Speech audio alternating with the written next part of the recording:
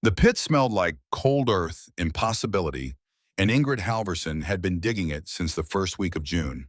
She worked with a short-handled spade, the kind meant for garden beds, because the long-handled ones required space she didn't have inside the cabin. Her knees pressed to her prissy palm into the raw Montana soil. Her back ached in the particular way that comes not from a single injury, but from the accumulated weight of months. The kind of ache that doesn't announce itself dramatically, but simply becomes part of the body's daily vocabulary. She was 64 years old, and she had learned not to negotiate with pain. She worked through it the same way she worked through cold and hunger and grief, by moving forward one spade's worth at a time. The hole was already 4 feet deep in the southwestern corner of the cabin floor, where she had pulled back the boards. She had calculated the dimensions, carefully sketching them on the back of a flour sack with a charcoal pencil the previous winter: 8 feet deep, 6 feet wide, 10 feet long. Deep enough that the temperature at the bottom would never fall below 40 degrees and never rise above 55. The kind of cold that preserved rather than destroyed. She had seen her mother keep a root cellar like this outside Gothenburg, cut straight into the hillside behind the house, lined with straw and pine boards, smelling exactly like this, like the earth breathing slowly in its sleep. She heard the horse before she saw the rider. The sound carried across the flat land around the cabin with unusual clarity. Hoofbeats on dry July ground a quick and purposeful rhythm that told her the rider was not someone in trouble and not someone simply passing through. Someone coming specifically here with a destination in mind. Ingrid straightened from the pit, pressing one hand against the small of her back, and walked to the cabin door. Cecily Ashworth sat her mare at the edge of the yard with the posture of a woman who had been taught from childhood that the way you carried your spine communicated everything necessary about who you were. She wore a riding habit the color of pine boughs, fitted perfectly to her shoulders, and her dark auburn hair was coiled beneath a hat with a small feather that made no practical sense in a Montana summer. She was 62 years old, and she looked, Ingrid thought, exactly like what she was, a woman who had traveled from Boston to Montana at 35, married into cattle money, and spent the subsequent 27 years accumulating the certainty that the life she had built was the correct kind of life. Cecily's eyes moved from Ingrid's face to her dirt-covered hands, to the open cabin door behind her, where the hole in the floor was visible even from 20 feet away. Something shifted in her expression, not quite shock, not quite amusement, but a species of entertained confusion, the look of a woman who has encountered something that confirms a suspicion she has been cultivating for some time. "Mrs. Halverson," her voice was bright and carrying, "what on earth are you doing?" Ingrid looked down at her hands, then back at her visitor. "Digging." Cecily dismounted with practiced ease, looping her reins over the fence post at the yard's edge. The same fence post Ingrid had repaired twice that summer, replacing the rotted sections herself with pine boards she had split by hand.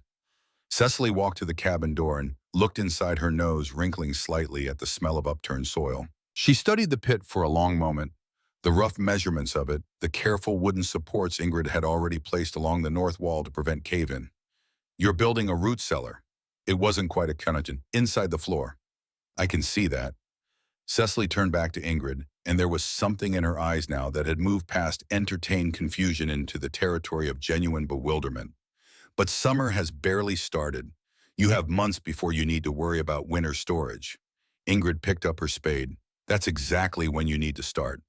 Cecily looked around the property, the garden that ran in long, straight rows from the eastern side of the cabin, nearly to the tree line, 3 times the size of any reasonable kitchen garden, planted dense with potato greens and the feathery tops of carrots and turnips. She looked at the smokehouse Ingrid had built from salvaged lumber, in May rough-sided but functional, already faintly fragrant with the smoke of the venison strips hanging inside from their first curing.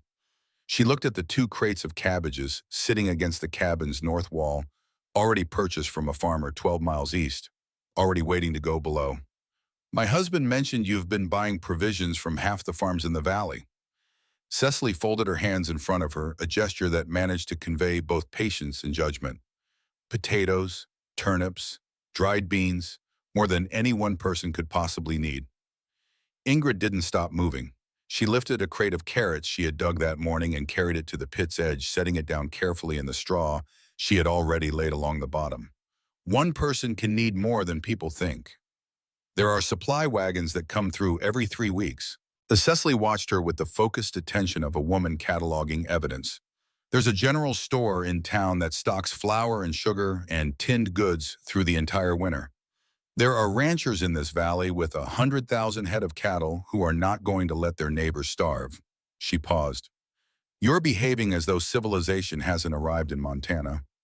Ingrid straightened and looked at her directly for the first time. Her eyes were pale gray, the color of sky before snow, and they held the kind of steadiness that comes not from calm, but from having passed through the far side of the worst thing that can happen and discovering that you are still standing. Civilization doesn't arrive when the roads close, she said. Civilization doesn't arrive at 40 below. The supply wagon doesn't come when there's 6 feet of snow between here and town. And the ranchers can't help their neighbors when the cattle are freezing in the fields. Cecily's chin lifted slightly. It was a small movement, but a meaningful one. The physical reflex of a woman who has had an argument she expected to win turn in an unexpected direction. That's very dramatic. My husband thought so too. The silence that followed was the kind that has weight to it. Cecily heard what was being communicated, and for a moment her expression shifted into something that might have been genuine discomfort, a flicker of recognition that she had stepped into a territory she hadn't intended to enter. But the moment passed quickly, smoothed over by the social habit of a woman who had learned to move past other people's pain with efficient grace. I heard about Mr. Halverson, she said, her voice adjusted half a degree toward warmth. It was a terrible thing, but surely the answer to a single tragedy isn't to— She gestured at the garden, the smokehouse, the pit, all of this. Surely the answer is to trust your community, to rely on the structures that exist precisely for moments of hardship. The structures that exist, Ingrid said, and turned back to her digging, are built by people who've never been hungry. Cecily stayed for another 10 minutes. She walked the perimeter of the garden, studying the rows with the expression of a woman performing an inspection she hadn't been asked to perform. She asked questions that were really observations. Wasn't this an awful lot of work? For one person, wasn't Ingrid concerned about the appearance of it all? Didn't she find it isolating to spend her days like this when there were social occasions? She was welcome to attend church socials and quilting circles and the monthly gathering at the Ashworth House, where the women of the Valley's better families came together over good coffee and ordered conversation. The kind of life she implied without quite saying it, that a woman of Ingrid's age and intelligence might find more suitable than digging holes in the dirt. Ingrid listened without pausing in her work. When Cecily finally remounted and turned her mare back toward the main road, she paused once and looked back over her shoulder at the cabin, at Ingrid's bent back visible through the open door, at the oversized garden, and the rough smokehouse, and the general atmosphere of solitary, purposeful industry that seemed to Cecily, she would later tell several people in town, frankly alarming. I do hope you'll find some balance this summer, Mrs. Halverson, she called. People are beginning to talk. Ingrid heard the hoofbeats fade down the road. She went back to digging.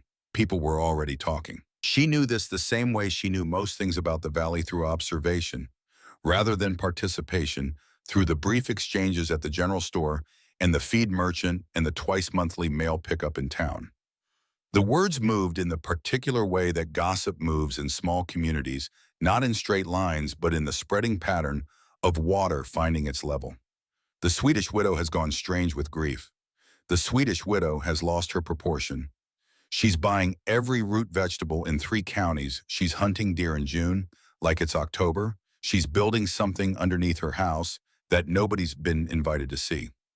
One woman told another that it was the grief doing it, that losing Edmund had broken something essential in her sense of reality. Another suggested more charitably that she was simply from a different country, that Swedes had a different relationship with winter, that it didn't mean anything except a cultural difference in how one understood seasons. Ingrid let them talk. She had learned at an age when most people are still trying to manage their reputations. That reputation is a luxury you afford when survival is not the question.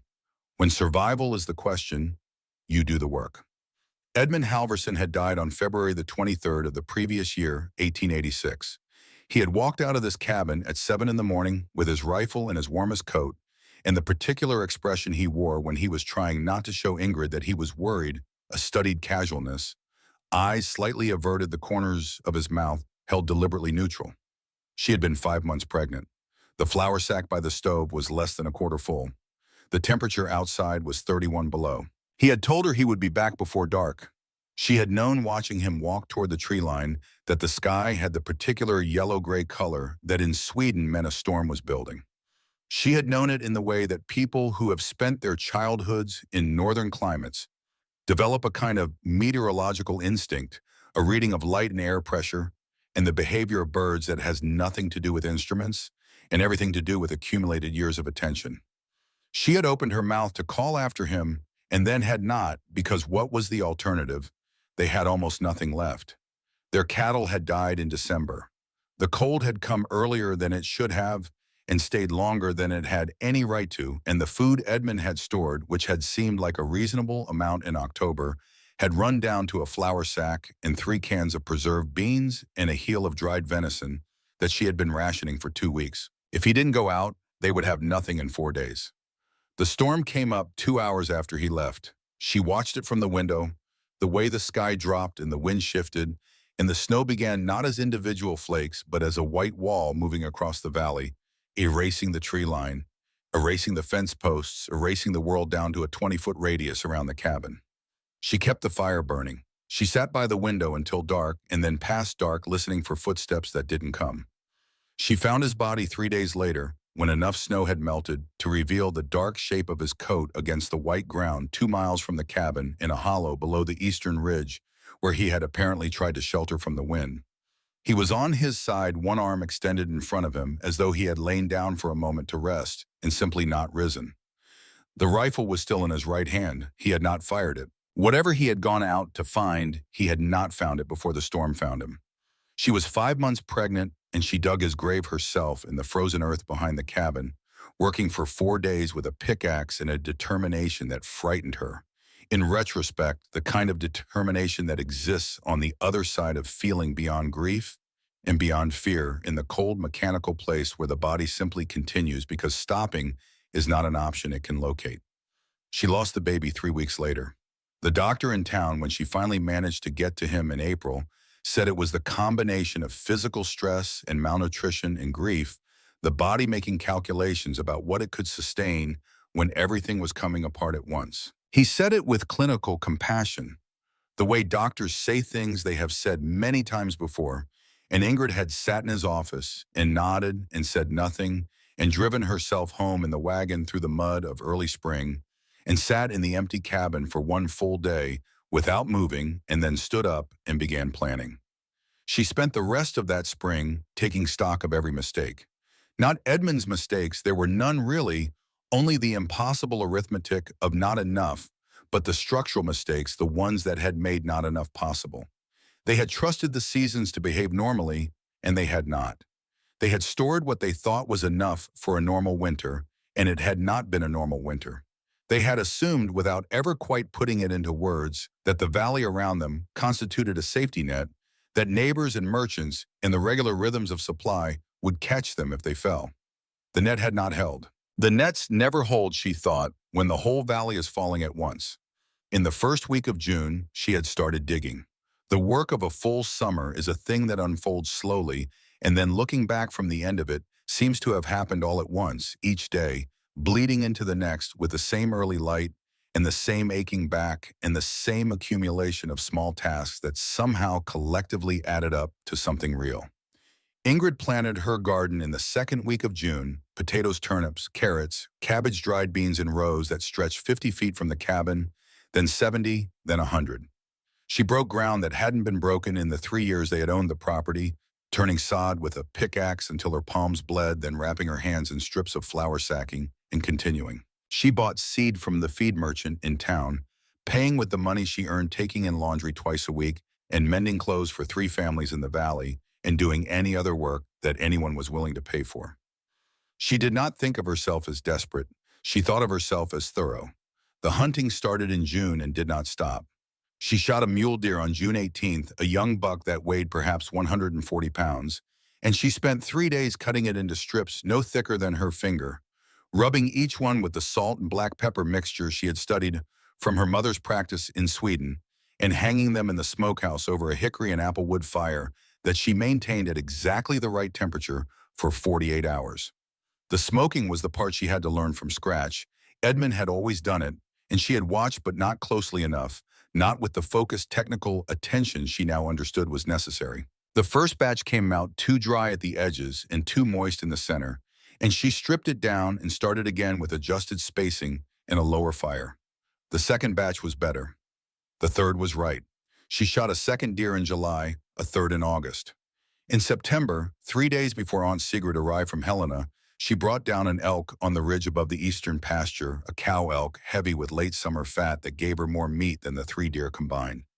She quartered it on the hillside and carried the pieces down in 4 trips, her back screaming with each load, arriving at the smokehouse just before dark on the third trip, with the last of the hindquarters balanced across her shoulders. She stood in the smokehouse doorway and looked at the hanging strips of venison and the elk quarters waiting to be processed, and the smell of wood smoke and curing meat, and the understanding moved through her, not as a feeling exactly, but as a physical fact that she was going to be all right. It was not a comfortable knowledge. It was simply knowledge. The difference mattered. The preservation work ran alongside the hunting through the entire summer. She picked wild service berries from the hillsides in July. The small purplish ones that grew in dense clusters along the north-facing slopes where moisture lasted longer. In the summer heat, cooking them down in batches with the precious sugar she had bought in bulk from the general store, and sealing the jam in glass jars she had collected from every source she could find, bought new from the merchant, bought secondhand from a neighbor clearing out a deceased relative's kitchen, salvaged from the dump at the edge of town, where people discarded what they could no longer use. She pickled cucumbers and cabbage and green beans in vinegar brine. She dried apple slices from a neighbor's orchard trade, cutting them paper thin and laying them on boards in the sun until they curled and sweetened and became something different from their original selves, concentrated, dense, shelf-stable for a year. She bought potatoes from 5 farms across the valley, paying cash, driving her wagon out before dawn to beat the other buyers, and arriving at the Kellerman farm and the Sorensen farm and the 2 Norwegian homesteads out past the river with hard currency and a specific number in mind. She wanted 400 pounds of potatoes. She ended up with 420. She bought turnips and carrots in similar quantities. She bought dried beans in 50-pound sacks. She spent one entire August day doing nothing but inventory, laying everything out in the yard and counting and weighing and writing numbers on her flour sack paper in charcoal, and then adding them up 3 times to make sure the arithmetic was right. When the counting was done, she had approximately 580 pounds of provisions in various stages of storage. She needed 600. She went back out the next morning and bought 2 more sacks of dried beans. The cellar beneath the floor was finished by the second week of August, 8 feet deep, 6 feet wide, 10 feet long. The walls lined with split pine planks fitted tightly together to hold back the clay, the floor covered in a 4-inch layer of clean straw. The ceiling joists doubled to carry the weight of the cabin floor above. She had built a wooden ladder from rungs she cut herself in 2 rails of lodgepole pine, and she had cut a trap door in the cabin floor. Directly above the pit, fitting it with iron hinges she had traded a side of cured venison for at the blacksmith shop in town. The temperature at the bottom of the pit when she climbed down with a thermometer on a string read 43 degrees on the 1st of September. She had aimed for 45. She was satisfied. She lowered the food in on the 15th of September, crate by crate, jar by jar, sack by sack. It took the better part of 2 days. She arranged everything according to a system she had worked out in advance. Root vegetables in the bottom rows, where the temperature was most stable, preserved fruits along the upper shelves, where they needed slightly less cold-dried meat in the middle, hanging from wooden pegs she had driven into the pine boards. She labeled everything with charcoal on strips of cloth, though she also knew perfectly well where every item was without the labels. The labels were for the discipline of knowing, not for the convenience of finding. When it was done, she climbed out of the pit and closed the trap door and sat down at her kitchen table and looked at the floor beneath which she had placed 620 pounds of food and felt for a moment something very close to peace. Aunt Sigrid arrived on September 3rd by train from Helena, carried to the platform in a chair by her grandson, who did not stay, who had his own farm to return to, and left the old woman in Ingrid's care with the guilty efficiency of someone managing an obligation. Sigrid Anderson was 83 years old and nearly blind, her world reduced to shapes and light in the extraordinary compensation of the other senses that blindness develops in those who live long enough with it. Her hands twisted by decades of work into a shape that suggested the root systems of old trees moved with surprising precision. She could identify the contents of Ingrid's root cellar by smell alone, could tell the quality of the cured venison by pressing it between her fingers, could read the temperature of a room within 2 degrees by the feel of the air on the skin of her forearms. She had survived the Swedish famine of 1867. She had been 30 years old when the snow started in October of that year and did not stop until the following May. She had watched her mother die. She had watched two of her sisters die. She had eaten boiled leather and ground bark and things she would not describe even now, 60 years later, sitting in a cabin in Montana with the smell of properly cured elk coming from the smokehouse outside. The famine had taken 100,000 people across Sweden. Sigrid had survived it by doing exactly what Ingrid was doing now, by trusting the earth more than the weather, the stored food more than the supply chain, the preparations of her own hands more than the assurances of anyone else.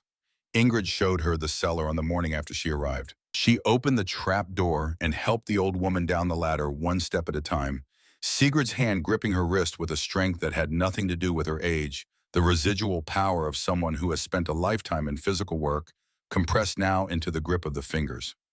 At the bottom of the pit, Sigrid stood still for a long moment. She ran her twisted hands along the wall of pine boards. She pressed her palm against a sack of dried beans. She lifted a jar of preserved service berries and turned it in her fingers, feeling the wax seal on the lid. The cool air moved around them in the silence. "You've done well." The old woman set the jar down carefully. "How long does this last?" Ingrid had run the calculation many times. She had a number she trusted. 5 months, she said, perhaps 5.5 with care. Sigrid was quiet for a moment. Then, and if winter lasts 7 months, the question dropped into the cool air of the pit and stayed there. Ingrid stood completely still. She had prepared for a hard winter. She had prepared for a long one.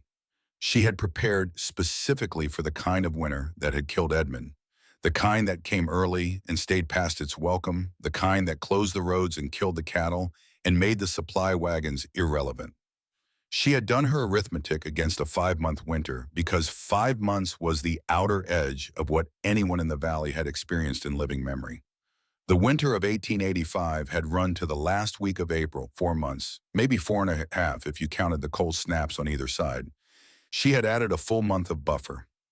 She had been, she realized now, preparing for the worst thing she had experienced rather than the worst thing that could happen. These were not the same. "My grandmother survived the famine of 1867, Sigrid said. Her voice was steady, unhurried, the voice of someone conveying information rather than delivering a verdict. "She told me once that the worst winter of that famine, the one that took most of the deaths, started in October and did not end until the second week of May. 7 months, not 5, not 6. She turned her head in the direction of Ingrid's voice, her clouded eyes catching nothing but the dim light from the trapdoor above. "You store enough for 7 months. Not because 7 months will certainly happen, but because if it does happen, the difference between 5 months of food and 7 months of food is the difference between surviving and not." Ingrid climbed out of the cellar that evening and went back to work.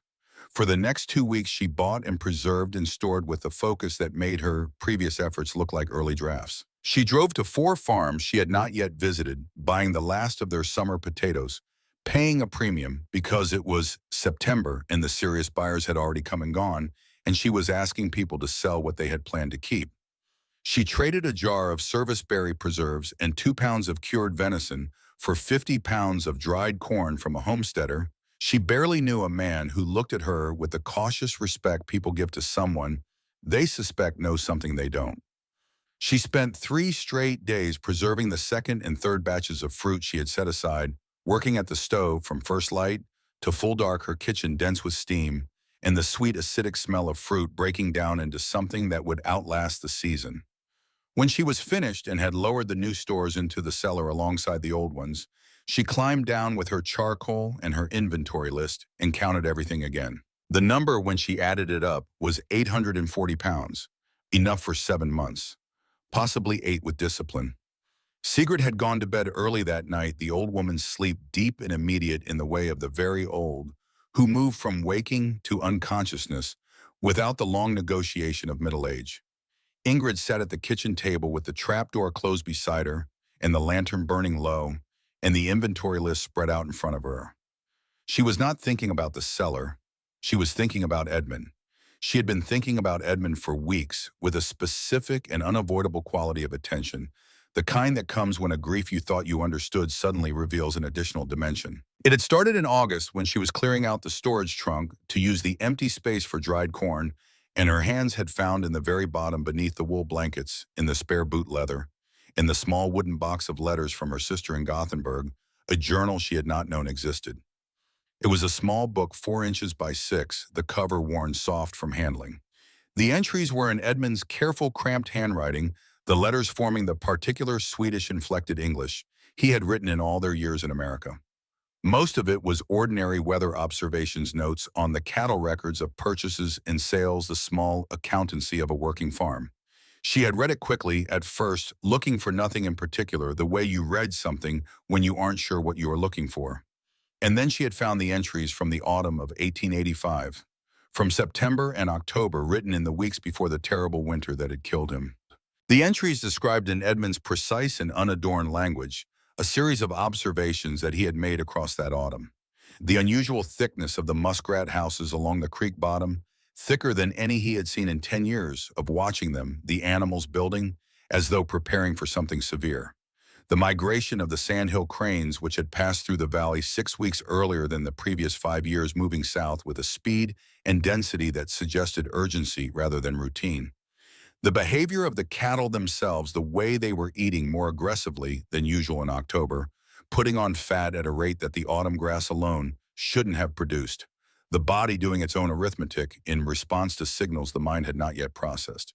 The trees, the way the cottonwoods along the creek had turned color 2 weeks early and dropped their leaves in a single hard week of wind rather than the usual gradual taper. Edmund had seen all of this. He had noted it with the careful attention of a man who spent his days outside reading the land the way sailors read water. And in the last entry before the winter started, he had written a line that Ingrid had read 4 times before she trusted that she was reading it correctly. She looked at the journal now on the table beside the inventory list. She did not open it. She knew what it said. He had written, "I think this winter will be harder than any we have seen here. I haven't told Ingrid. She already worries too much about the stores, and I don't want her to spend the winter frightened. We will manage." They had not managed. He had known they were underprepared, and he had said nothing because the knowing frightened him in a way he could not bring himself to transmit to her. His silence had been an act of love. She understood that the specific love of a man who believed that protecting his wife from fear was part of his obligation, that carrying the weight of the hard knowledge alone was part of what it meant to be a husband. It was a generosity that had killed him. She had loved Edmund Halverson for 31 years. She loved him still in the particular way that the dead stay with us, not as absence, but as a presence that has changed in character, less immediate, more essential, woven into the fabric of how we understand the world, rather than walking alongside us in it. She did not blame him. But she had read that entry and sat with it for a long time, sitting with the specific sorrow of learning that the catastrophe could have been different, that a different choice, not even a different person, just a different choice from the same person might have changed the outcome. She had thought, sitting with that journal, "I will not protect anyone from knowledge." She put the journal in the drawer beside the iron stove, not in the bottom of the trunk where it had hidden from her for months. In the drawer she opened every day, where she kept her matches and her charcoal pencils and the small compass that had belonged to her father. Where she would see it, where she would be reminded. Cecily Ashworth came back in the last week of September.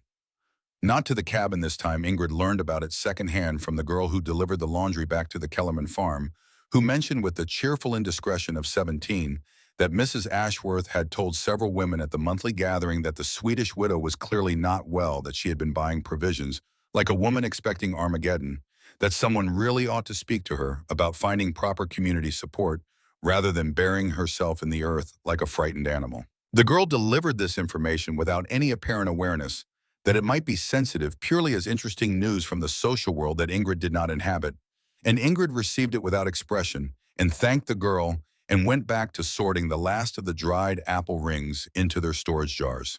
She was not angry. She had moved past the register of anger that other people's opinions could produce, having discovered that anger toward people who have not yet been tested is a waste of the energy that winter will need. Cecily Ashworth had never been hungry.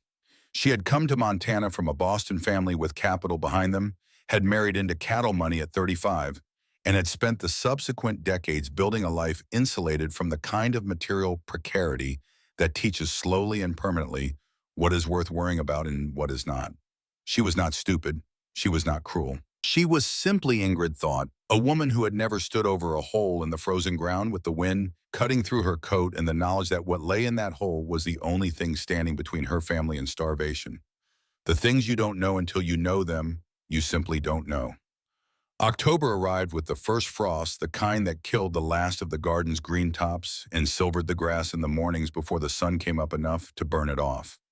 Ingrid pulled the last of the potatoes from the ground in the first week of October, working fast before the soil hardened, brushing the dirt from each one and setting them in crates to dry slightly before they went down into the cellar.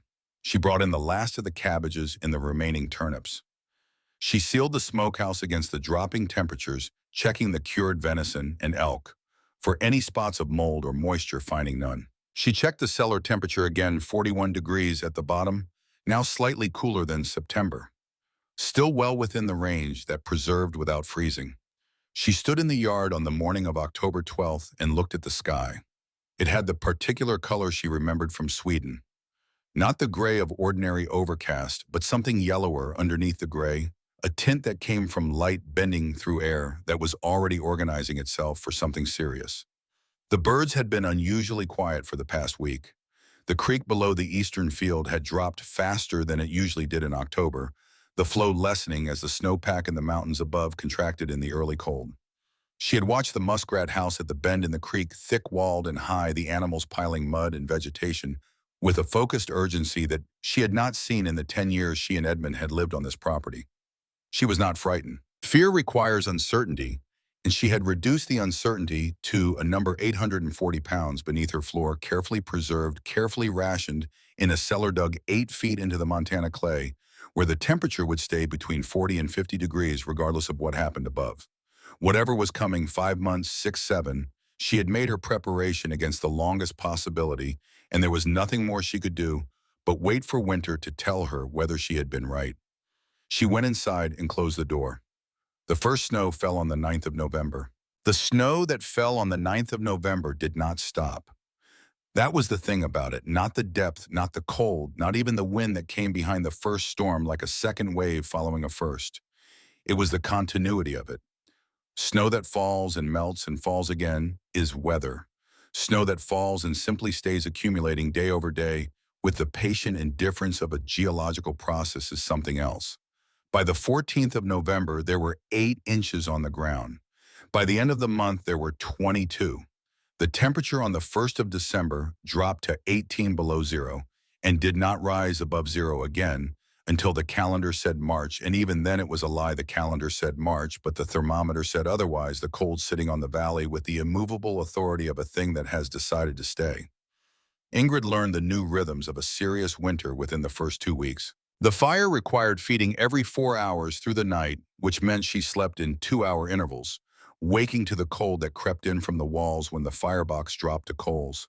She wore her coat inside the cabin for the first 3 weeks of December, before she made adjustments, stuffing the gaps in the window frames with strips of wool blanket, packing the door threshold with dried grass she had collected in October, specifically for this purpose, hanging a second blanket across the interior wall between the sleeping area and the main room to reduce the volume the stove had to heat. These were not emergency measures. They were the ordinary engineering of a cold country winter, the kind of knowledge that accumulates across generations in places where winter is not an inconvenience but a condition. She heard the first tree explode on the night of December 8th. The sound came from the timber line to the north, a crack like a rifle shot, sharp and clean and loud enough to pull her upright from sleep, with her heart already accelerating before her mind had caught up with what her body knew. She lay in the dark for a moment, listening, and heard 2 more in quick succession, from different distances, the sap inside the trunks freezing and expanding until the wood failed catastrophically, the energy of the cold expressing itself through the destruction of the trees. She had heard this sound once before as a child in Sweden. She had not heard it in 10 years in Montana. The fact of it, the temperature required to split living wood settled into her chest alongside everything else she was carrying that winter. Not as fear, but as confirmation. Outside in the fields that had been grassland in October, the cattle of the Ashworth Ranch were beginning to die. She could not see the Ashworth grazing land from her cabin. It lay 4 miles to the northeast, the main pasture land stretching across a broad bench above the river, the secondary grazing land extending south along the valley wall. But the valley was not large, and the information moved through it even when the roads did not. In the second week of December, she heard from the feed merchant's boy, who was making his last delivery run before the roads closed entirely, that the drifts on the Ashworth North Bench had reached the shoulders of the cattle, standing in them that the animals were burning their fat reserves faster than the supplemental hay could replenish them, that Aldous Ashworth had brought in every available man to break trail to the hay stores 3 times a day. But the cold was defeating the effort, the exertion of walking through chest-deep snow, burning more calories than the hay was providing. By Christmas, the drifts were 6 feet deep on the exposed benchland. The temperature on Christmas morning was 38 below zero. The Ashworth cattle began dying in the night, freezing, where they stood in the open, the cold moving through them faster than the metabolic heat could be sustained. Aldous' hands found them in the morning stiff and half-buried, glazed white across their backs and faces, their eyes open and already clouding. They moved the bodies to the perimeter of the field and kept moving because there was nothing else to do. The bodies accumulated along the fence lines like a kind of terrible inventory. Ingrid had 40 pounds of oats she had stored for her horse and a secondary bag of dried corn she had intended as backup emergency feed. She rationed them carefully through December, giving the mare just enough to sustain her through the cold without depleting the stores prematurely. The horse stood in the small lean-to stable she had built against the south wall of the cabin in November, blanketed and bedded in deep straw, her breath making clouds in the frigid air that seeped through the lumber gaps. She was a sturdy animal, a Montana-bred quarter horse that had been born to this climate, and she was surviving. Ingrid checked her twice a day, brushing ice from her coat in the mornings, checking her hooves for the cold weather splits that could cripple a horse in a single hard freeze. She was not going to lose the horse. She was not going to lose anything she could prevent losing. The first family came to her door on the 27th of December. Their name was Pelletier, a French-Canadian family 3 miles east, a husband and wife, and 4 children ranging from 7 to 15. The husband had lost his snowshoes trying to get to town and had been unable to replace them before the road closed. The family had stored what he had estimated was sufficient food for a normal Montana winter, 4 months of provisions, which was more than most families in the valley and less than what was needed for this one. He stood at her door with the particular expression that proud men wear when the situation has finally outrun their ability to manage it through pride alone. Jaw-set eyes slightly averted, the sentence coming out in pieces rather than one smooth request. His wife stood behind him on the snow path they had tramped from the road, her arms around the youngest child, her face showing none of the pride and all of the urgency. Ingrid opened the trapdoor and climbed down and came back up with a 10-pound sack of dried beans and a wrapped portion of cured venison and 3 pounds of dried apple rings. She set it on the table. The man started to reach for his pocket. He had something to trade, a tool or a coin or a promissory note, and Ingrid put her hand flat on the table beside the food. "Keep it. You'll need everything you have." She watched the man pick up the sack and the venison with the careful movements of someone who is trying not to let the relief show, because showing it means acknowledging how close to the edge they were standing. More families followed across January. The Henderson family came on the 3rd of January, 6 children, ranging from 4 to 14, the father's face so deeply weathered from working in the cold that he looked a decade older than his 40 years. The Miller family came a week later, the grandmother among them, who had trouble breathing in the extreme cold, and whose lips had developed the bluish tint that indicated the heart was struggling. The Johnsons came after that, a widowed mother with 2 sons, the older one 16, and trying very hard to present himself as the man of the household, the younger one 9, and making no attempt whatsoever to disguise the hollow-eyed hunger that had settled into his face. Ingrid gave to each of them. She measured with precision, not from stinginess, But from arithmetic, she was calculating not just the present requests, but the future ones.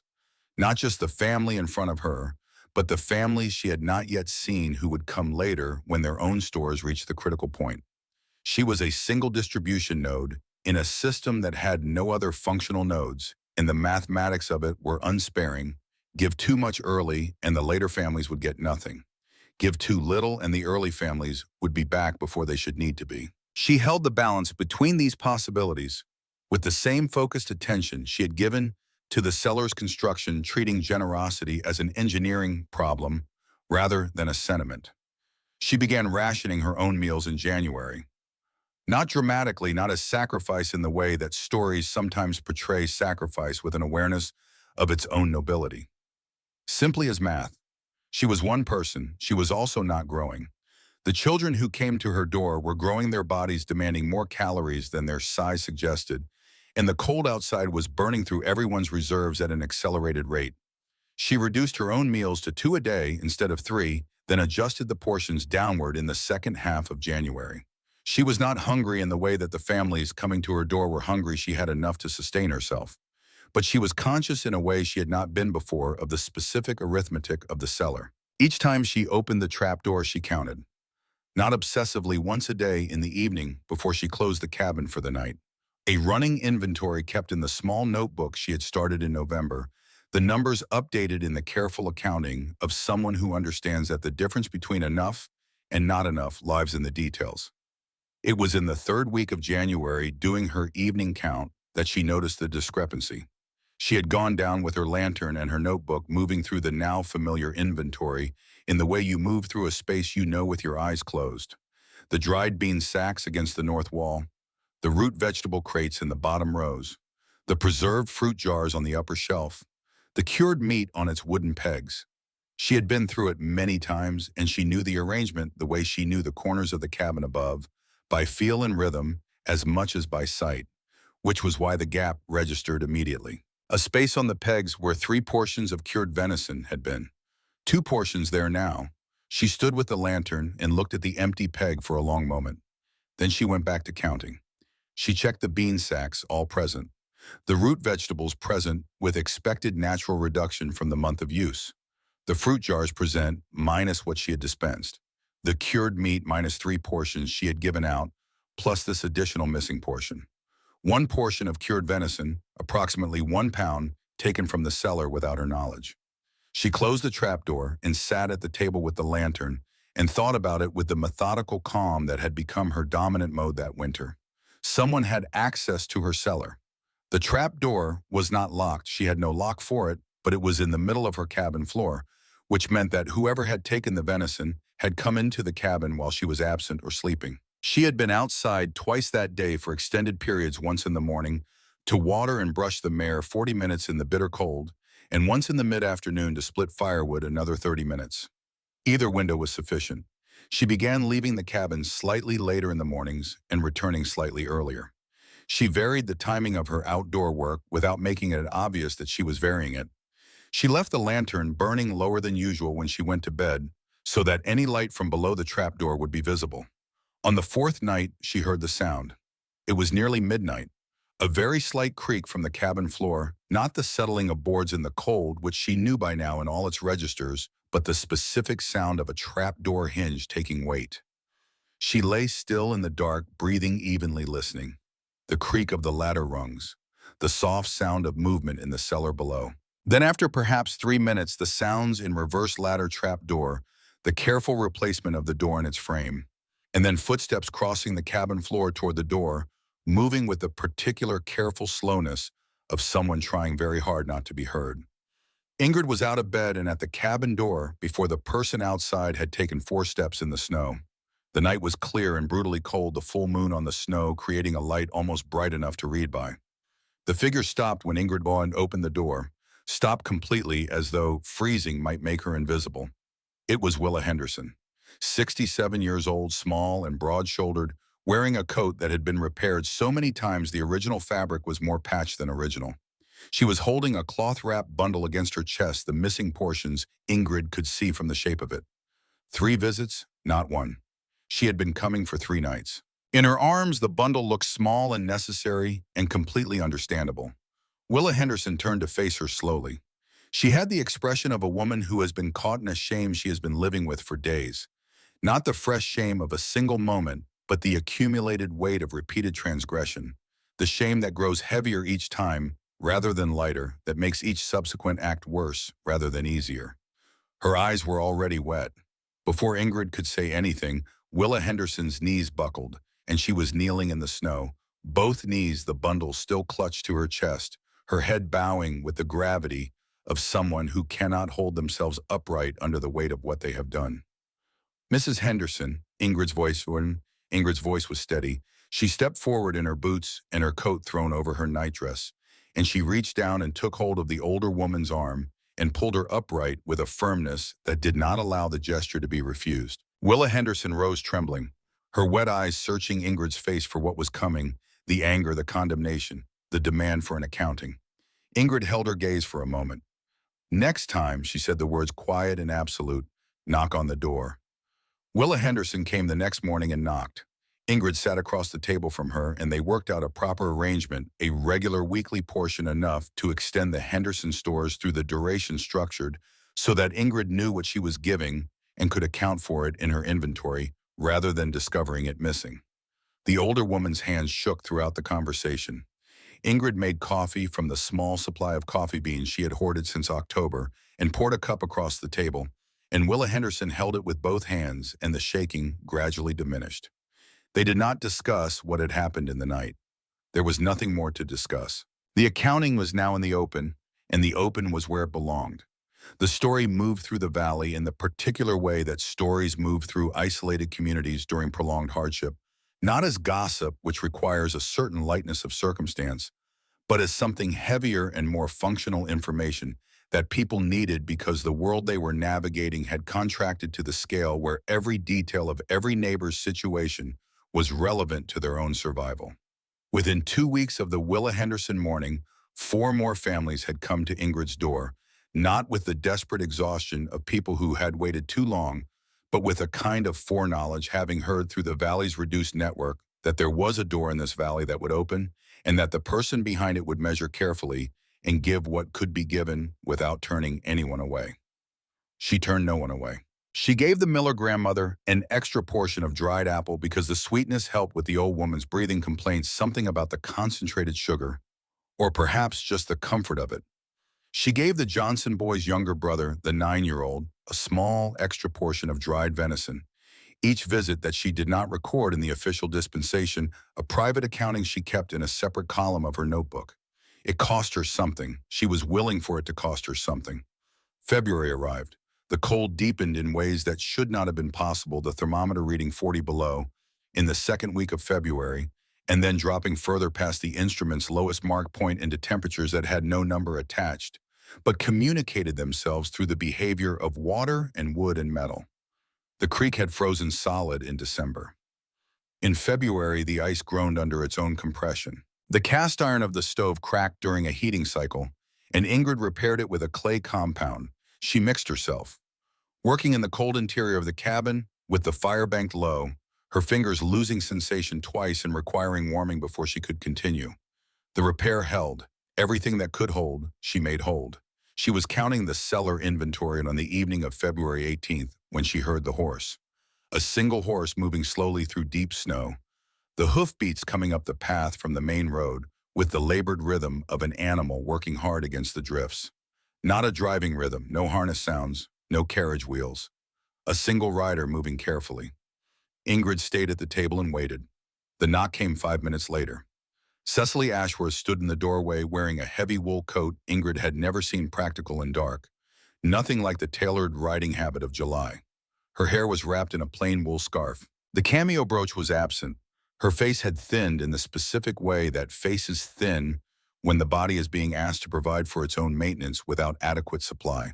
The cheekbones more pronounced, the skin beneath her eyes carrying the translucent quality of prolonged cold and inadequate rest. Ingrid recognized it immediately. She had seen it in the mirror. Cecily's voice when she spoke carried the effort of someone who has spent a long time preparing a sentence and is now delivering it in conditions very different from those in which it was rehearsed. "Mrs. Halverson, I've come to ask for your help." Ingrid opened the door wider and stepped back. The warmth of the cabin moved over Cecily like a physical thing. She stepped inside and stood for a moment just past the threshold, her eyes moving around the interior with the slow inventory of a woman who is taking in the evidence of a world that has functioned while her own has been coming apart. The fire burning without crisis in the hearth. The dried meat hanging from the rafters where Ingrid had moved a secondary supply to keep it accessible without repeated cellar trips. The jars of preserved fruit on the upper shelf, the organized system of a life that had prepared and was managing. Cecily's expression contained no mockery now. It contained something closer to the feeling a person has when they understand finally and completely the difference between a risk they dismissed and a risk that was real. She sat at the table when Ingrid indicated the chair. She accepted the water that was offered. She put her hands flat on the table surface, and the gesture had the quality of someone steadying themselves against their own internal motion. "The supply wagons haven't come since December," she began. Her voice was level. Each sentence measured the delivery of someone who has rehearsed this and knows it is going to cost her. "The hunting parties come back empty. My husband has sent men out 4 times and they've found nothing worth bringing home. The deer have moved to lower country and we can't get to the lower country through the drifts." She paused. "We had provisions for what we thought was an adequate winter. We were wrong about adequate."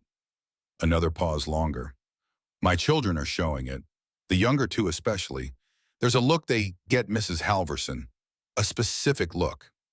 Her voice held steady, but something moved behind her eyes, the specific terror of a parent watching their children's health recede in small increments that together add up to something alarming. "I know what that look means, and I cannot sit in that house and watch it continue." Ingrid had been watching her throughout this. She had noted the precise moment when Cecily had moved through the architecture of her own pride and come out the other side, not beyond pride, not stripped of it, but past the point where pride could be afforded. It was a threshold Ingrid knew. She had crossed it herself in different circumstances, and she recognized the crossing in another person. She waited, because there was more. She could hear in Cecily's pauses the presence of something unsaid, something beyond the request itself. Cecily's eyes dropped to the table surface. "There's something else." The sentence came out with more difficulty than the preceding ones, the difficulty of a confession rather than a request. "In October, before the snow started, I received a letter." She stopped. "From a surveying engineer, a man who had been doing railroad route work in the Northern Territories all summer. He wrote to Aldous. It came addressed to the ranch, and in it he described what he had observed in the mountain snowpack above the valley. He had measurements going back 8 years. He said the indicators suggested the coming winter would be severe by any historical measure, that preparations substantially beyond the normal should be considered. The fire in the hearth made a small sound, a settling of wood that had nothing to do with the temperature in the room, which had gone very still. Cecily's voice had dropped to something just above a murmur. "I opened it first because Aldous was in the field. I read it." A breath. "I thought it was the kind of alarmism that men who've spent too long in isolated conditions sometimes produce. I thought it was disproportionate. I thought—" She stopped again, and when she continued, the sentence had changed. "I burned it. I didn't show it to Aldous. I didn't tell anyone. I thought that if I showed it around, it would cause panic, and that the panic would be worse than the winter." Her hands pressed harder against the table, not in agitation, but in the effort of continuing to speak. 2 families on the east side of the valley didn't make sufficient preparations. One of them, she did not finish the sentence. She did not need to. The room held what she had said. Ingrid did not move for a long time. She looked at Cecily Ashworth across the table, at the thinned face, the practical coat, the absent brooch, the hands pressing flat against the wood. She looked at what a woman looks like when she has been carrying a specific weight for 3 months and has finally set it down in front of another person because she cannot carry it alone to the end. She thought about the surveying engineer's letter moving from Cecily's hands to the fire in October, the information it contained becoming heat and ash while the valley below made its ordinary preparations for an ordinary winter that was not ordinary at all. She thought about Edmund's journal in the drawer beside the stove. She thought about silence that comes from love and silence that comes from pride and whether the difference between them in the end changes the weight of what is left behind. Then she stood up and walked to the trapdoor and opened it and went down the ladder. She came back up with a 10-pound sack of potatoes, a wrapped portion of cured elk, a jar of preserved service berries, and a pound of dried beans. She set them on the table in front of Cecily. "This is enough for a week," she said. "Come back next week and there will be more." Cecily stared at the food on the table, then at Ingrid, then at the open trap door, the cold air still rising from it, carrying the smell of earth and the knowledge of what was down there. Her voice, when it came, carried a quality Ingrid had not heard from her before, a stripped-down quality without performance or social management. "I mocked you. I told people you were unstable. I laughed at this." Her hand moved toward the trap door in a gesture that encompassed everything: the cellar, the smokehouse, the garden, the entire summer's work. "How are you giving me food?" Ingrid looked at her steadily. "You mocked me. You were wrong. Now you're hungry." A pause. "But your children didn't laugh at me, and I won't let them carry the keist of what you did." She pushed the provisions closer across the table. "Take it. Come back next week." Cecily came back the following week, and the week after that, and the week after that.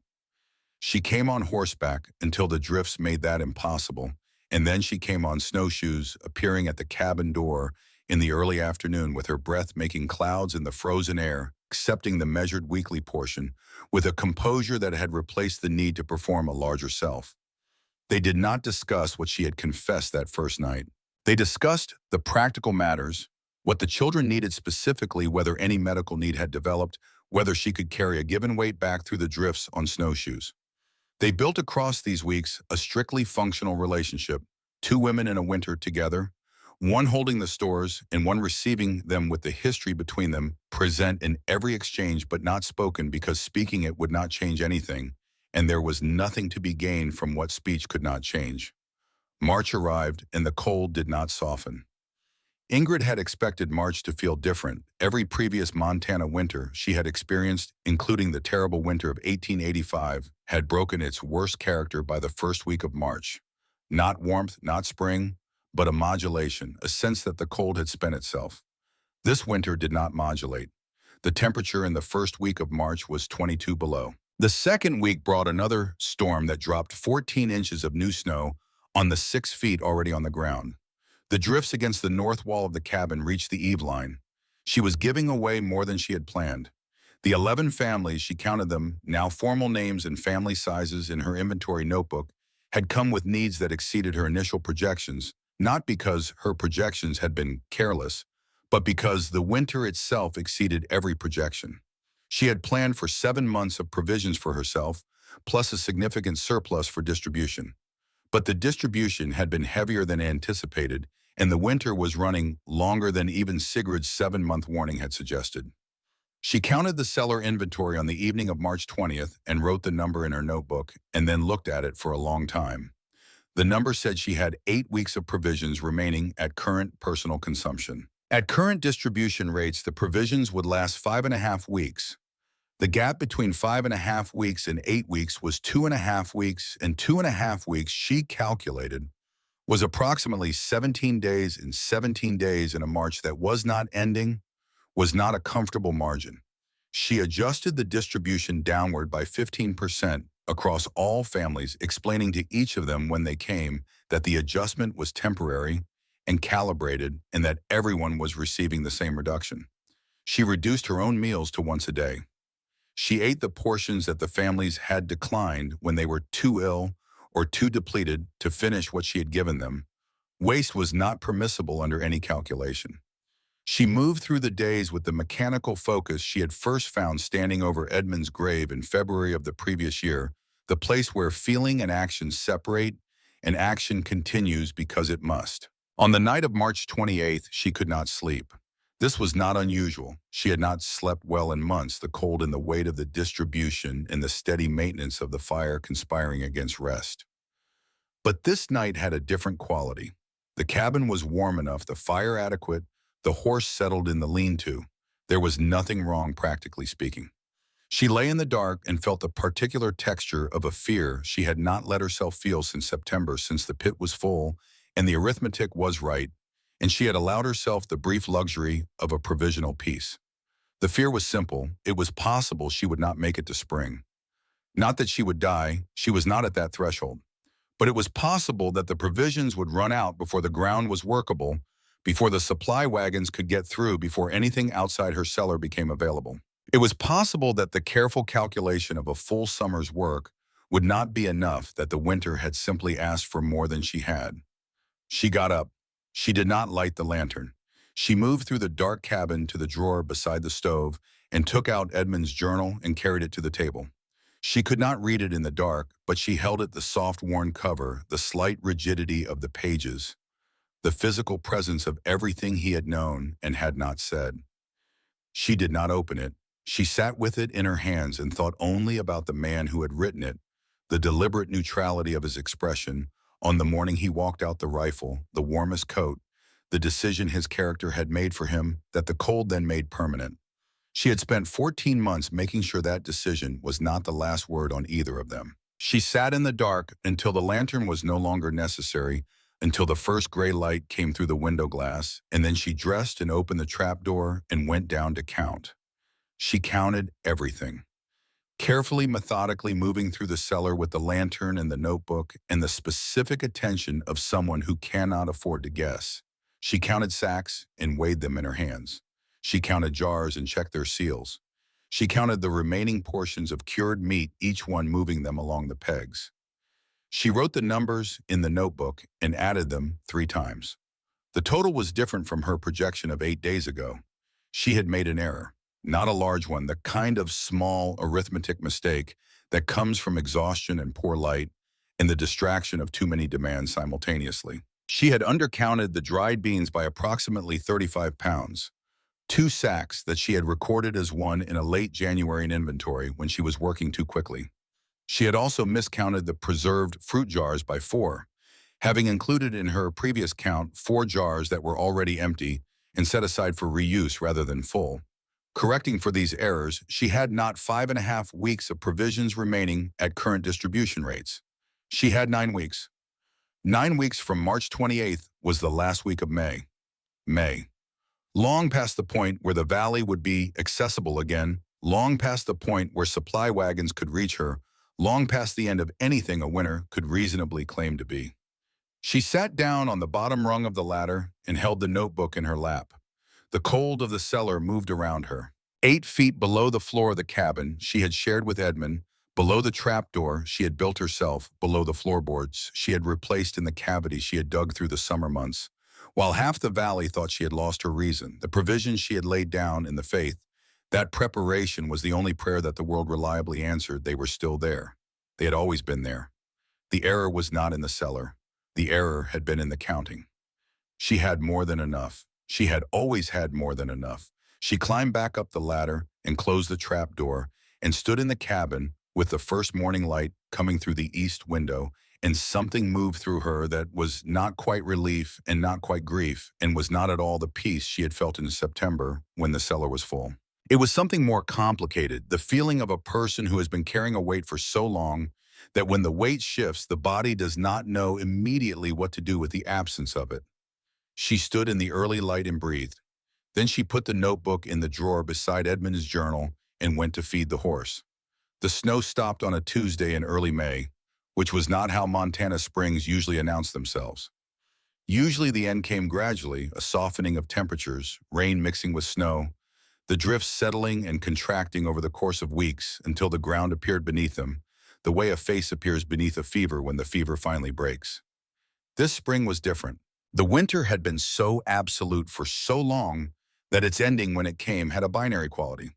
1 week there was still 30 inches on the ground and the temperature at dawn was 12 below, and the next week the sky opened, the temperature climbed 20 degrees in 3 days, and the melt began with a ferocity that matched the accumulation. Ingrid stood in the doorway of her cabin on the 7th of May, 1887, and watched the valley come back to itself. It was not a beautiful sight, not immediately. The melt exposed what the snow had been covering for 7 months. The carcasses, first the animals that had frozen in the fields and stayed frozen, and were now beginning the process that frozen things begin when the cold releases them. The smell reached her from the Ashworth grazing land, before she could see anything carried on the warm southerly wind that was driving the melt of smell that was not death exactly, but the chemistry of death, undone by temperature, the complicated biology of return. Across the valley floor, the ground that had been white was becoming brown and then green in patches, where the grass was already pushing through the saturated soil, the living and the dead in immediate proximity, the spring indifferent to the difference between them. She had made it. The 11 families she had supplied through the winter had made it. The Pelletiers and the Hendersons and the Millers and the Johnsons and the 7 other families who had come to her door between December and April. She had checked on each of them in the days after the roads became passable again, driving the wagon through mud that sucked at the wheels, covering the valley in a single long day. Everyone alive. The Miller grandmother was weak but breathing. The 9-year-old Johnson boy had grown 2 inches during the winter, in the way that children sometimes grow during periods of scarcity, the body making inexplicable decisions about priority. The Pelletier children were thin but bright-eyed, already out in the yard, when Ingrid pulled up the 2 youngest, chasing each other through the mud with an energy that would not have been visible 3 weeks earlier. She drove home that evening in the long May light and sat at the table and wrote the number 11 in her notebook beneath the last inventory count. Then she wrote the date. Then she closed the notebook and put it in the drawer beside Edmund's journal and the compass that had belonged to her father, and she went to bed and slept for 11 hours without interruption, the first unbroken sleep she had allowed herself since October. The valley she woke to on the 8th of May was visibly, irreversibly damaged. Not just in the way that any hard winter damages a landscape, the blown-down fences, the collapsed outbuildings, the erosion channels cut by the accelerated runoff of 7 months of accumulated snow releasing at once. The damage went deeper than structures. The ranching economy that had defined the territory since the late 1870s had been functionally dismantled in the course of a single winter, and the evidence of the dismantlement was everywhere once the snow retreated far enough to show it. The carcasses along the fence lines of the large grazing operations numbered not in dozens, but in hundreds, their forms still recognizable in the cold spring air, the scale of the loss requiring a sustained attention to fully comprehend. Some of the bigger outfits had lost 90% of their herds. Men who had arrived in Montana 5 or 10 years earlier with the capital and ambition and the absolute confidence of people operating in a boom had watched their entire material basis for that confidence dissolve into a winter that no one had adequately prepared for and no one had adequately survived. The Ashworth Ranch had lost 43,000 head of cattle. This number reached Ingrid through the same network of valley information that had sustained her through the winter, arriving with the calibrated understatement of people who are still processing the scale of what they are describing. 43,000. The number had the quality of an abstraction too large for the imagination to hold as a concrete thing, requiring instead a kind of mathematical acceptance. You knew what 43,000 meant without being able to picture it the way you know the distance to a far star.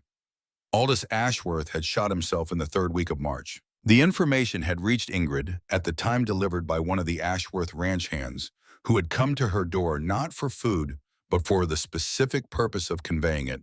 Standing in the cold with his hat in his hands, a man in his 30s who had worked for Aldous for 6 years and who delivered the news with the flat affect of someone who has been in shock long enough that the shock has become his baseline. He had found Aldous in the ranch office on the morning of the 21st, the account books open on the desk in front of him, a letter to Cecily written and sealed and set against the inkwell. Everything in the particular order of a man who has made a final decision and is applying his organizational habits to it one last time. The cattle were already mostly gone by then. The creditors in Helena and Bozeman had sent letters through December and January that Aldous had answered and then stopped answering. The ranch that had been worth $200,000 in October was worth by March whatever the land itself was worth minus the debts attached to it, and the debts were larger. Cecily had continued coming to Ingrid's door after that every week, the same snowshoe tracks up the path from the main road, the same composed bearing applied over a grief that had become another layer of what she was carrying. She had not spoken about Aldous directly until late April, when the roads were beginning to clear and the weekly provision runs were becoming less urgent the end of the winter, no longer a question of if, but of when. She had arrived one afternoon to find Ingrid in the yard assessing the damage to the garden beds. The frost had been hard and long. the soil compacted from the weight of the snow, needing significant turning before it would be workable, and had stood at the garden's edge and watched for a moment before speaking. He left everything organized. She said the words coming out with the particular quality of someone who has been rehearsing a sentence for weeks and is finally saying it aloud for the first time. The account books, the letters to the creditors, the deed to the land. Everything in order, everything labeled. A pause. He always said that the mark of a competent man was leaving no confusion behind him. Her voice did not break. It had a quality instead of something that had been through breaking and come out the other side into a place beyond. It's steady in the way that things are steady when they can no longer be shaken because there is nothing left to shake. He was a competent man. He was simply not prepared for a winter that didn't follow the rules he had built his plans around. Ingrid had set down the spade she was using and looked at Cecily across the turned earth. She did not offer a platitude. She had nothing to offer that would be worth more than the silence she was already giving.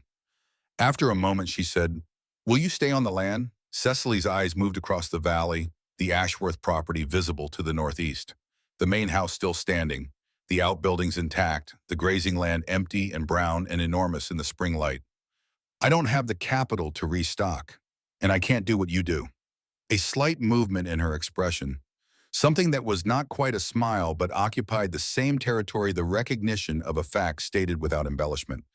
"I don't have your relationship with the ground, Mrs. Halverson. I never understood it. I still don't entirely. But I understand that I don't have it, and that matters." She turned back to Ingrid. "I'm taking the children to Boston. My sister is there. We'll manage." She stopped. "But before I go, there's something I need to do with the land." Ingrid waited. "Aldous owed debts to 4 creditors," Cecily began, and what followed was not a short conversation. It lasted the better part of an afternoon, the two women moving from the garden to the cabin as the temperature dropped toward evening, Cecily laying out the architecture of the Ashworth financial situation with a precision that suggested she had been living inside the numbers for weeks. The ranch land was largely unencumbered by the cattle debts. Aldous had kept the land title separate from the operational credit, a legal instinct that had been the last protective thing his organizational mind had done for the family. After the creditors were settled, a substantial parcel of the eastern benchland remained clear. Approximately 400 acres, the flatter ground that had been secondary grazing land, but sat at a lower elevation where the snow depth had been more manageable through the winter, where the soil was deep and workable. Cecily had already spoken to a lawyer in Helena by letter. She had already made the primary decision before she came to talk to Ingrid about it. What she was asking was not permission, but participation. "I want to deed 40 acres of it for a community food store," she said. The sentence landed with a weight that it had clearly been carrying for some time, pressed down by the seriousness with which she had arrived at it. A proper facility, a building, a root cellar storage capacity that the whole valley can draw on. Stocked before winter each year, maintained by whoever the community designates, replenished from a fund I'll establish before I leave. She held Ingrid's gaze. "The remaining 360 acres I'll sell at a price that supports the fund for 10 years. After that, the community maintains it." Ingrid was quiet for a moment. The fire in the hearth made its small sounds between them. "That's a significant thing to do." "It's the minimum," Cecily said, and the word came out with a flatness that contained everything she had not said in the months since February. Not the minimum of generosity. She was not performing generosity, Ingrid understood. She meant the minimum that the situation morally required of her, the floor beneath which she could not go, and still live with the knowledge of what she had burned in October. Ingrid looked at her across the table. She thought about the surveying engineer's letter, the information it had contained, the heat and ash it had become in Cecily's fireplace on some October afternoon, while the valley below made its ordinary preparations for a winter that was going to be nothing like ordinary.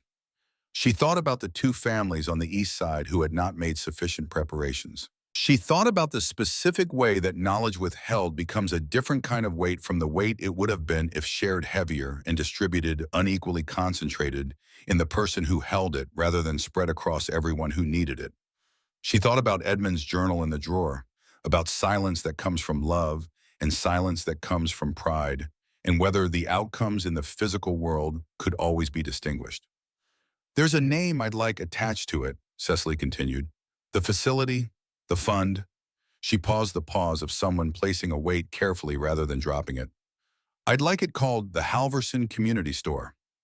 Ingrid stood up. She walked to the window and looked out at the May evening. The long light on the valley, the mountains still white above their midline, the lower slopes already green with the grass that was pushing up through the wet ground. She stood there for a moment with her back to the room, and the moment was not silence exactly, but the kind of held breath that precedes a response that requires more of a person than a simple yes or no. Put my name on the management, she said finally without turning around.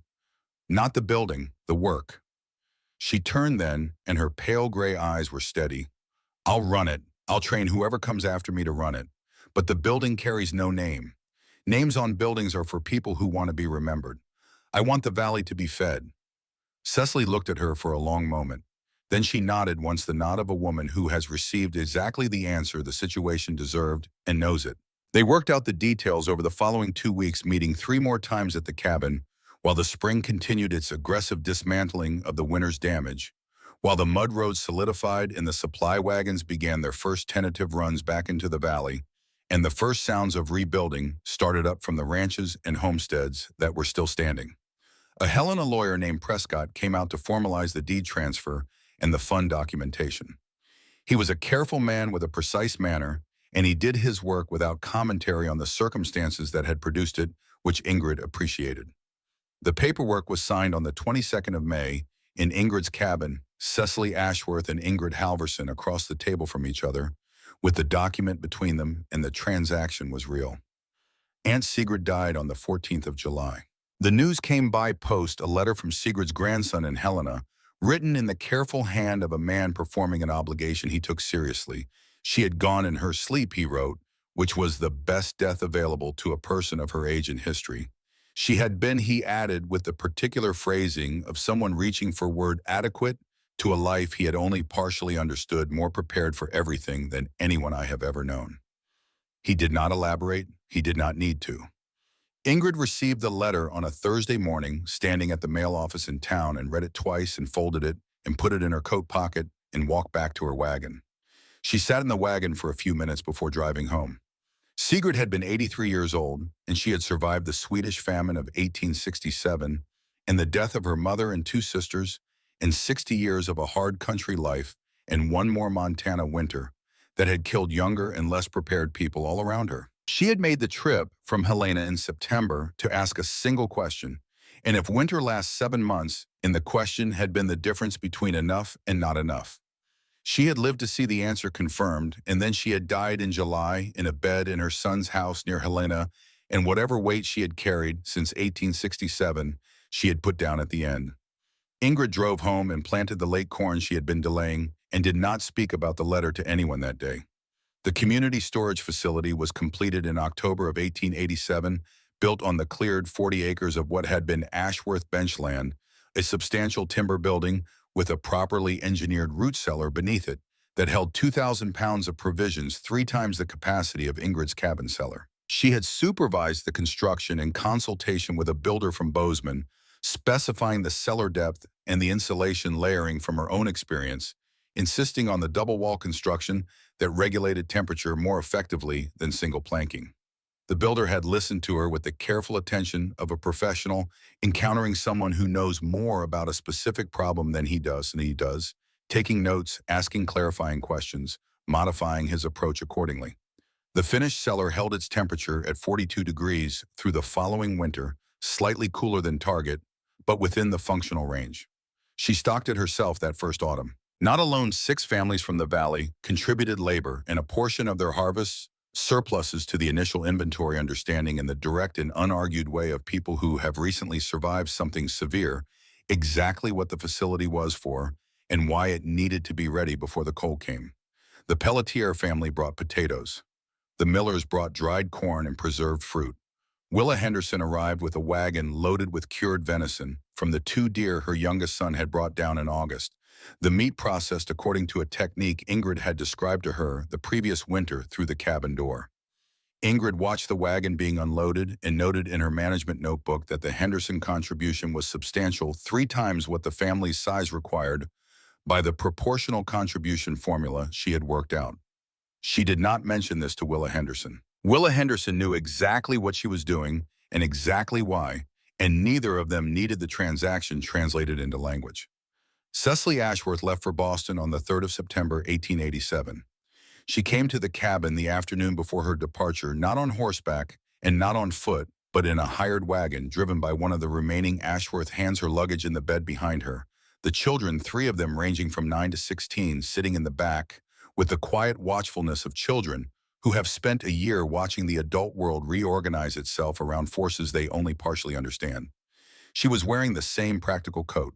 The Boston clothes Ingrid assumed were in the luggage. She did not come inside. She stood in the yard in the September afternoon light and looked at the cabin and the garden and the lean-to stable and the smokehouse and the general atmosphere of a property that had survived intact what so much around it had not, and her expression was not envy and not sorrow and not quite admiration. It was the expression of someone looking at a thing they understand better now than they did, understanding arriving too late to be useful, but not too late to be real. "I don't know how to be you," she said finally. "I don't know how to trust the ground the way you do. I don't know how to work the way you work, or plan the way you plan, or—" She stopped. "I know that about myself now, which I didn't know before. I suppose that's something." Ingrid stood at the yard's edge and looked at her. "You know what you don't know," she said. "That's not nothing. Most people don't get even that far." She paused. "Wherever you are, winter will come. It comes everywhere." Cecily's eyes held hers for a moment. Then she nodded and turned back to the wagon and helped the youngest child adjust her position in the seat, the practiced physical gesture of a mother. Automatic and tender, requiring no thought. The wagon moved down the road toward town, and Ingrid watched it go until the shape of it blurred into the distance, and then she went back to the garden to finish the last of the fall planting before the frost came. In the spring of 1889, a farmer named Orrin Tulliver began stopping by the community storage facility on his way in from the eastern section of the valley, asking questions about the inventory management that showed a real understanding of the underlying logic. He had survived the winter of 1886 by the same fundamental method as Ingrid, by storing more than he thought he needed, by trusting the lessons of people who had known scarcity, by doing the work in summer that most people put off until it was too late to do it correctly. He had lost no cattle because he had not overstretched into cattle in the first place. He had 2 children and a property that had come through the die-up in better condition than almost anything else in the valley. They spoke first about the storage facility, and then over the course of several conversations about other things, the management of the spring planting, the techniques for maximizing cellar space, the specific challenges of curing meat in a climate where summer was short and the window for proper smoking was narrow.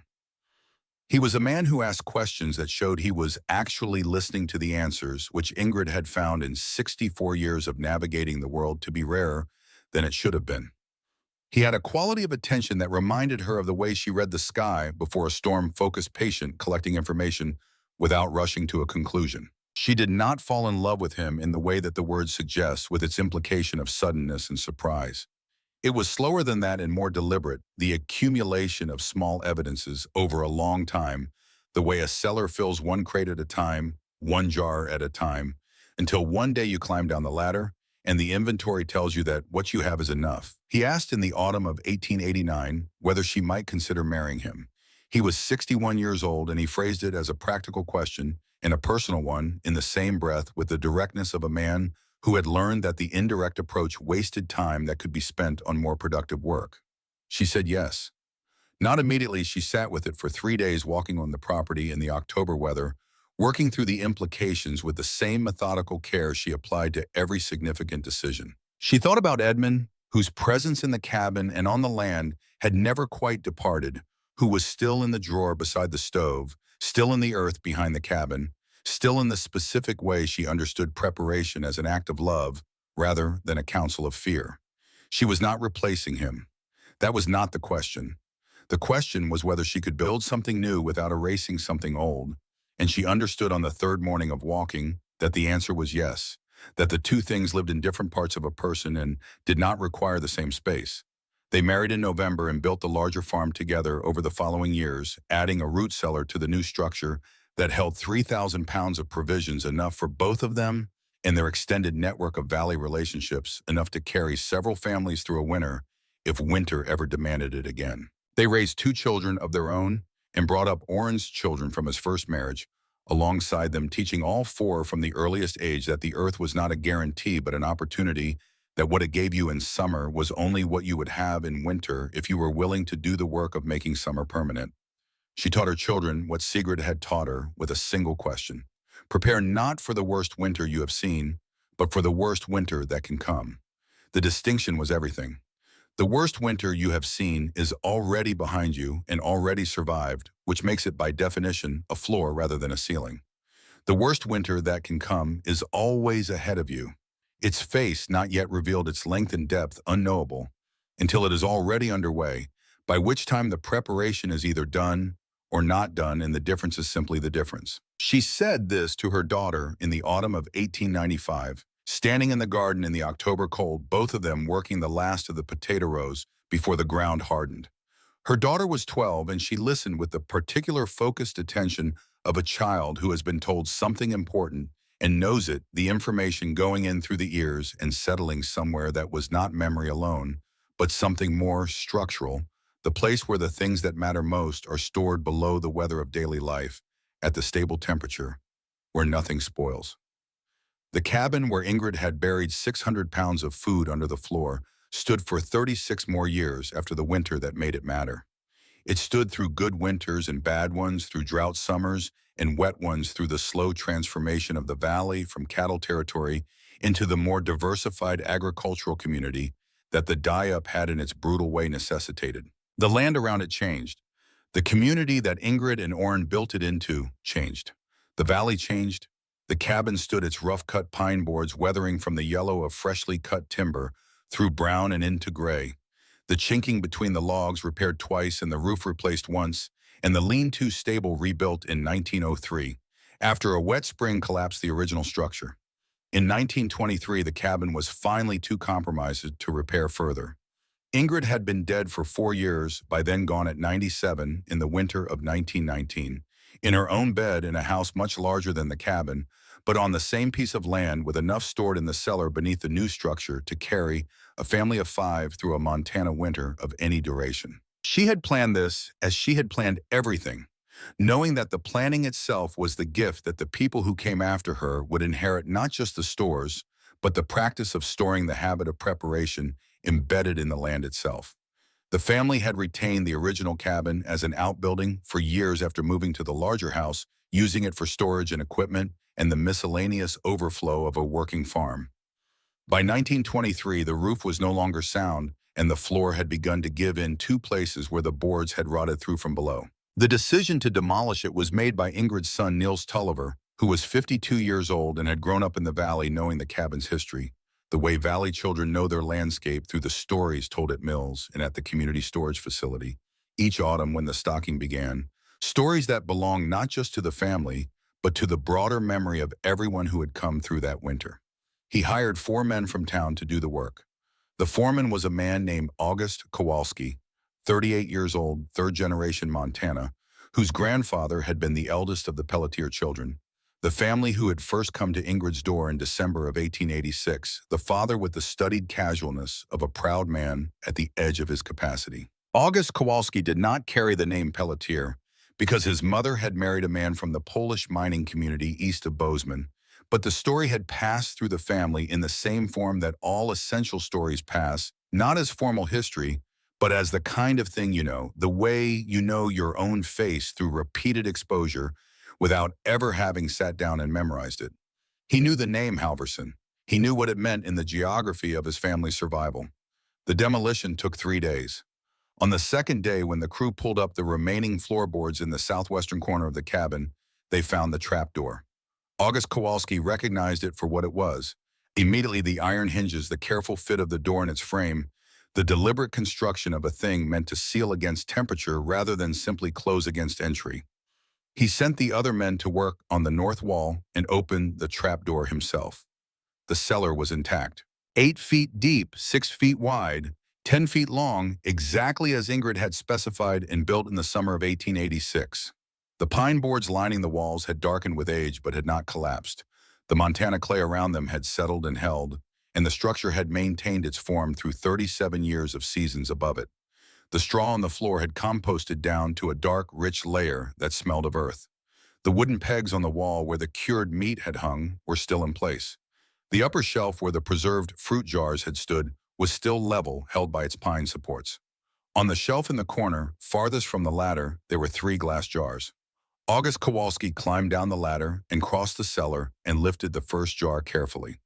The wax seal had held. The jar's contents, dark, preserved the color of something that had once been living and was now suspended at the edge of time, were still identifiable as service berry jam. The label was a strip of cloth tied around the neck of the jar, the letters written in charcoal that had faded but remained legible, a Swedish word for berry preserve, and beneath it in the same careful hand the year. 1886. He set it down and lifted the second jar, which was the same. The third was slightly different. It was wrapped in a piece of oilcloth tied with twine, and when he unwrapped it, he found that it was not a jar at all, but a rectangular metal tin of the kind that had been used for tea and tobacco. In the 1880s, its lid pressed shut, its surface spotted with the rust of decades but structurally sound. He carried it to the ladder and climbed up into the daylight and set it on the one remaining section of cabin floor that was still intact and opened it. Inside the tin, wrapped in a piece of wool flannel that had retained its shape despite the years, was a small journal. Its cover was soft and dark with handling. The pages, when August Kowalski opened it with the careful hands of a man who understands he is touching something fragile, were still legible. The ink had faded to a pale brown, but the letters were distinct, the handwriting cramped and precise, forming English words with the particular character of someone who had learned the language as an adult. He read the first entry, then the last. He did not read the middle, not because he was not curious, but because he understood without being told that the middle was not for him. The first entry established what the journal was, and the last entry told him what it had meant. He held the last page for a long time. Edmund Halverson had written on the day before he walked out into the storm, "I think this winter will be harder than any we have seen here. Ingrid is stronger than she knows. If I don't come back, she will be all right. She will be more than all right. She will do what needs to be done." August Kowalski sat on the remnant of cabin floor for a long while after reading this, with the valley spread out behind him in the June light, the mountains visible above their green timberline, the hayfields of the Tulliver farm running green and dense to the east. He thought about his grandfather's account of December 1886, the walk through 3-foot drifts to a cabin where a woman with pale gray eyes had opened the door and gone below the floor and come back up with a sack of potatoes and a portion of cured venison and a matter-of-fact instruction, "Come back next week." He thought about the distance between the man who had written those last words in the journal and the woman who had made them true. He thought about the specific courage of a person who prepares for the worst, not because they lack hope, but because they understand that hope by itself does not keep children alive. He stopped work for the rest of that day. He drove into town that evening and brought the journal to the local historical society, where a woman named Mrs. Elspeth Vane received it with the careful hands of someone who has been entrusted with something that belongs to more than one person. August explained what it was and where he had found it, and she wrote everything down, and then she put the journal in an archival box and placed it on the shelf reserved for primary documents of Valley history, the deeds and letters and account books that recorded the factual texture of lives that mattered beyond the people who had lived them. He went back the next morning and filled in the cellar. He did it himself without the other men.